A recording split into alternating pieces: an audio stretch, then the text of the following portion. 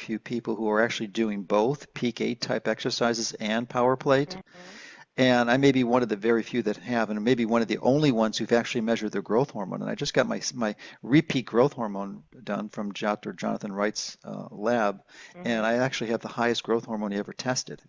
Oh my Uh, word. yeah, I mean, it's just shocking. And it was repeated. And actually, the repeat came back 25% higher. So I have to rule, it came back so high that he wants to rule out some pituitary tumors. And I'm confident that that's not the case because Hmm. my growth IGF levels were normal. So that would be elevated in a pituitary tumor. So once we establish that, we're going to start looking at other individuals who are doing both and see that there's this potentially a phenomenally powerful synergy between acceleration technology like the power plate, which I think is the best device out there for acceleration technology. Because it really isn't vibration. Vibration is sort of a lay misnomer of it, but it really Okay. is. It's using acceleration to increase the forces of gravity so that you can actually get this strength like benefit and on your muscles without really using weight instead of just changing the force of gravity up to 6 to 8 times the force of gravity, and by doing that to actually stimulate growth hormone release. And let me ask you something, because again, back to the viewing I had of the power play demo, which was great. Having seen you, it's been a year now, and Mhm. having looked at that video, am I imagining that you've got your quads have completely changed?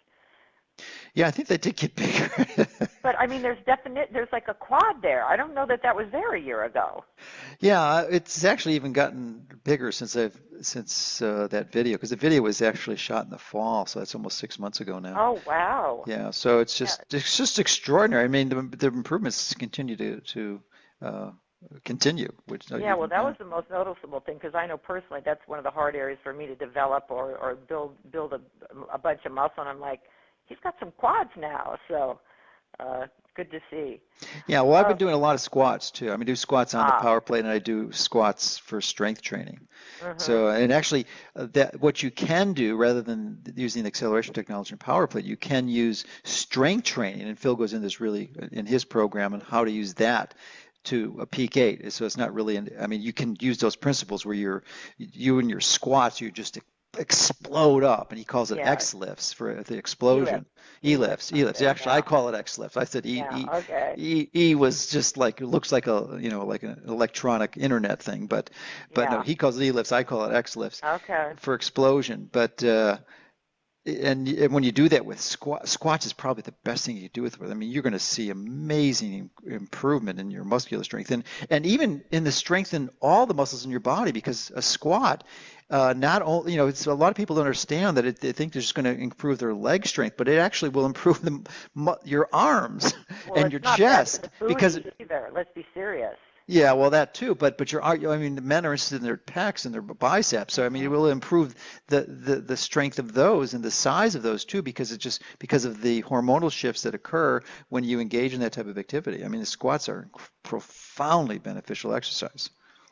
Okay, I got to digress here again for a minute because this is kind of tickling my mind. We were talking about your top of mind current insight and boiling it down, distilling it down to a bullet point. It sounded like you were saying stockpiling food.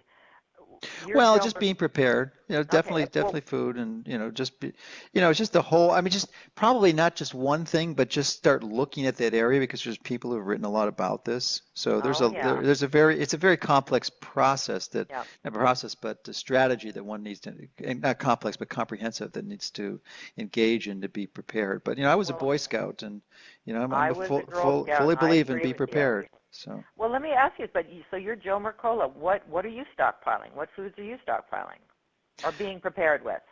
Well, because of my website, we have access to a lot of whole food products. So, I mean, I've got a warehouse of that stuff that's, easily available to me. But for respect to live foods, I live on a lake that's well stocked, that has tens of thousands of pounds of fish in there, and I have the tools to get those fish if I need to. Now, normally I wouldn't eat the fish from the lake, but as an emergency, that's definitely a Right. possibility.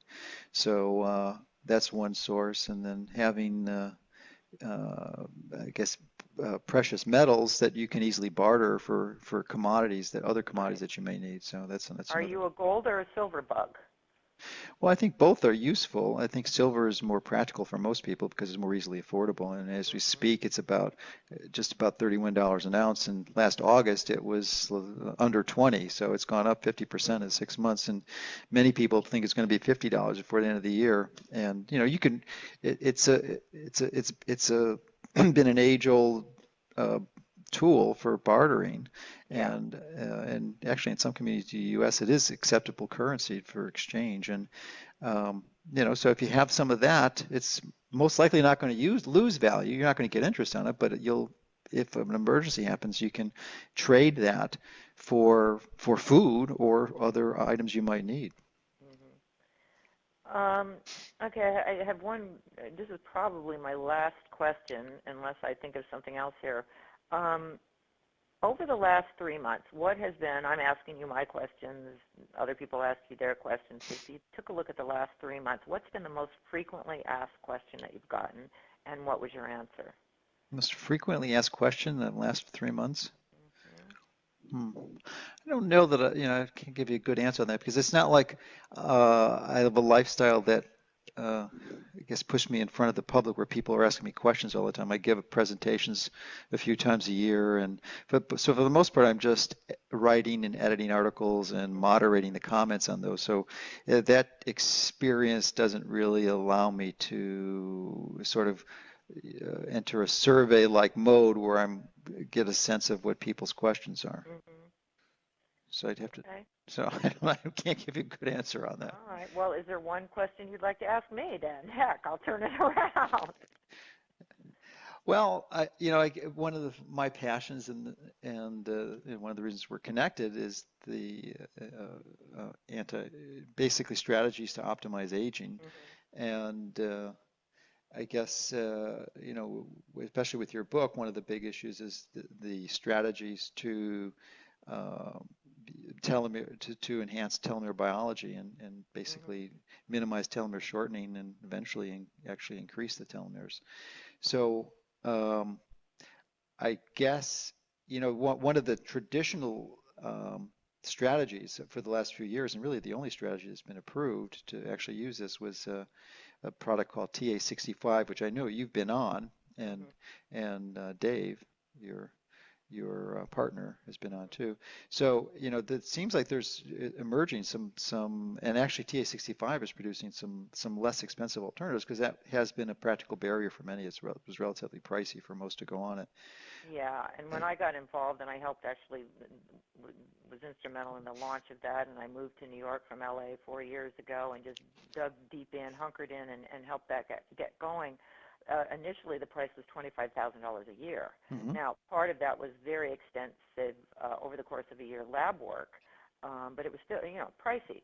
So yeah, they've come down in price, and we'll see what No, but I think disruptive I just tech. recently got something from the one of the people, the principals, I think, in the company, and it said that they were actually having a product that's going down to like $200 a month or something. Yeah, they are. They are. So they've realized that they need to make it more affordable. It's at a lesser dose at $200 a month than Yeah. the dose that some people would like to be taking, although it's an effective dose.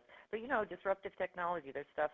There are people in kitchens and labs and scientific institutes all over the world looking for the bigger, better mousetrap in that one, and we'll have to. You and I will be, I'm sure, hearing about those probably pretty soon. But it's a good product. It's the only one out there now. I recommend it. We talk about it in the book. Um, and in the book, so for those who don't want to even spend, let's say, the lesser price of $200, let's say we're $50 a month and people don't want to spend that money, the point of the book is really what can you do in your everyday life without resorting to a telomerase activator Mhm. that will help slow down shortening, rejuvenate your telomeres. I like to say, here's to longer telomeres and beating the Hayflick limit. Um, so the book is designed, whether it's nutrition choices, and we have the Paleolithic diet in there. I know you're a believer Mhm. in that. And we have high intensity interval training. We have some stress and mindfulness techniques. So those are all things that are just very useful, very helpful, very much part of this bridge, this telomere biology bridge to get us to the other side. Well, I guess a follow-up question to that would be, because this is relatively new technology, that the prudent thing to do if you engage and to choose to participate in something like this, that to recognize, of course, it's going to be different in the future, so it would be wise to sort of bank your blood so that not you can do an actual assay of what your current telomere length is now, but then actually save some of that blood so that you could do a more accurate assay as the technology improves in the future. Because if you don't save it, you won't be able to test it. Well, you're so spot on, and again, in the beginning with TA65, when everyone was getting their telomeres measured, the savvy few, because it was more expensive, for various reasons. But yeah, the current measures are iffy, sketchy. You can have your blood drawn one day and get two different readings on it. It's not the key thing is the current commercially available measures are mean telomere length. Hmm. So what they do is average out. And what's really important here, and a few lucky ones of us had our shortest telomeres measured at a lab over in Europe, is you may have the greatest telomeres on Earth running all through your body, but if you've got just a small percentage of critically short telomeres, you're worse off than the person who's got not quite so spectacularly long telomeres all over the course of the system. So mean telomere lengths available now. It's somewhat sketchy. I mean, everyone admits it's somewhat off, not that reliable. Short telomere measures will be the gold standard. It's coming down the pike. Hmm. So yeah, if you can bank your blood now, put it in a vault somewhere with your silver, and hold Well, on to it. well, that would be great, except silver is relatively stable and Yeah, I know. so I'm with the blood, so that which is really the practical part of this question is do you have any recommendations on where to bank your blood? Because obviously it has to be liquid nitrogen and kept at that temperature reliably for, potentially years or yeah. decades. Yeah, there are a couple of labs that do this, but frankly, it's not commercially available, so there's no real point in discussing it at this point anyway. Okay. But it will be, and we'll stay tuned. We'll keep everybody Well, tuned is on that that. just I mean, there's no commercial labs that will bank your blood. I mean, Um, even like an ounce or two? I mean, it would seem to me that would be a need for that. yeah, there is a need for it, and it's my understanding that the guys that are doing it, it's for scientific studies and that sort of thing. It's not a commercial endeavor at this point. But Wow, you know what? that is surprising. Yeah, but you know what? I'm going to get back to you on that because that's information that's probably 6 or 8 months old, and that can all change. So Mhm. I'm going to actually dig around for you on that and get back to you because Yeah, and I'm please let me know because I'm personally interested in this, and I'd like yeah. to start a telomere activase program, but I'm reluctant to do so without some type of base measurement that I know I can reliably go back Yeah, and remeasure when the technology improves. yeah, exactly. Well, we'll have to keep people apprised of that. Um, it was really cool. It was great meeting you at the Manhattan Beach Project. I'd heard so much about you and was a big fan, and then later to have you come to the camp and participate was just a blast. Mhm. I love that we're on the same page on so many things, and I look forward to both of us keeping each other on every radar screen we need to be on, so that we can remain cutting edge and keep getting the word out to people about what's newest and bestest. Yeah, absolutely. Well, you're a great delight, and it was a real privilege to be able to connect with you at those events also. And as I mentioned earlier, for connecting me to Phil Campbell, who has an instrumental effect in changing my whole life. So I have you to thank for that. So appreciate it. Oh, my pleasure. You're very welcome. Great talking to you, and I hope we can do this again soon. Okay, well, thank you, Greta. Thanks so much.